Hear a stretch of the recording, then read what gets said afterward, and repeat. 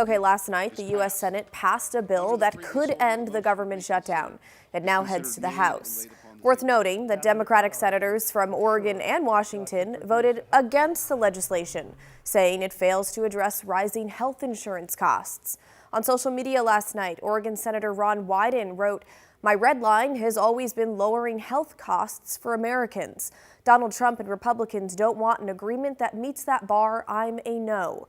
And Oregon Senator Jeff Merkley posted Monday night, in part, "The vote tonight to reopen the government with no deal on health care is a brutal blow to all those who have stood together to save affordable health care for more than 20 million Americans. I will vote no tonight with every fiber of my being." But despite their no votes, the new funding bill did pass the Senate, and it now goes to the House, meaning the government appears closer to reopening. Today, I talked with U.S. Representative Cliff Bentz, Oregon's only Republican member of Congress. He says the focus today in D.C. is on travel.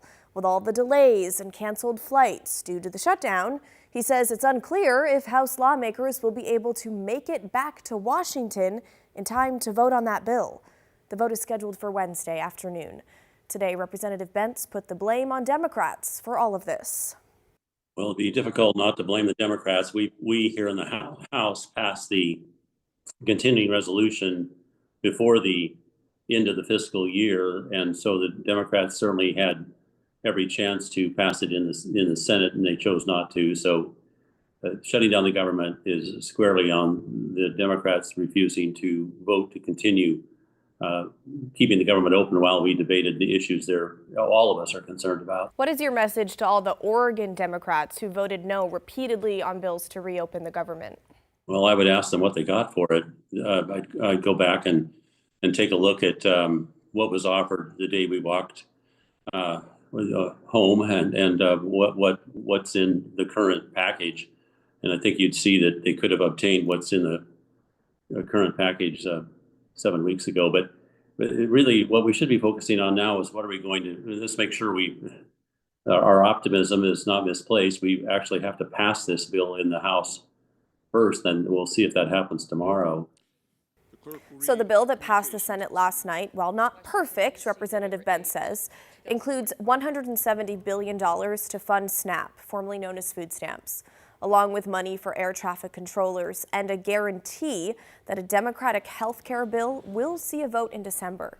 Now, if this funding bill passes, it would last until January 30th, giving Congress time to pass 9 other bills needed to completely fund the government. Representative Bentz says he will be voting for it.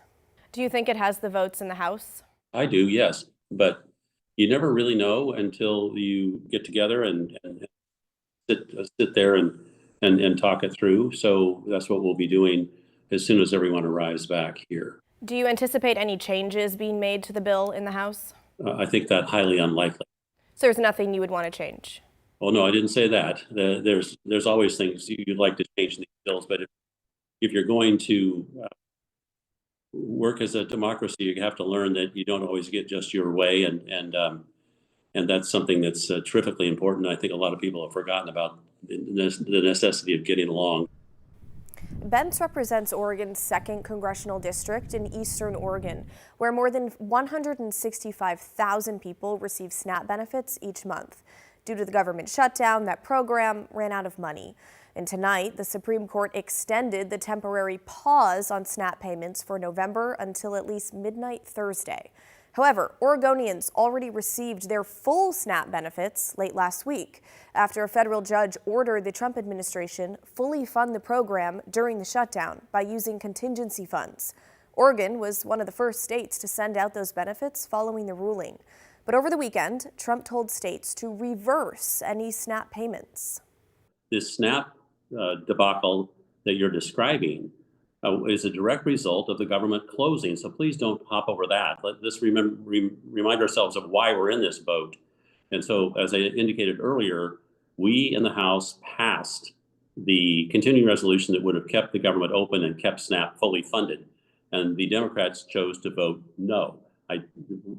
For whatever reason, you'll have to ask them. But I will say that after the Democrats voted to close the government. The question became, how in the world do we keep these essential programs going and do it legally? What the Trump administration was trying to do is stick within the law and not rob Peter to pay Paul to try to keep these programs going. But we also can't ignore the fact that a federal judge ordered the Trump administration to fully fund SNAP. And he's pushing back on that. There are a lot of Oregonians who I've talked with who rely on SNAP that blame Republicans for not being able to afford food. So let's go back for a moment and ask why we are in this situation. The situation we are in is because the Democrats chose to close down the government. The Democrats chose to close down the government. And that meant the SNAP program, which is essential for many, many people, was stuck.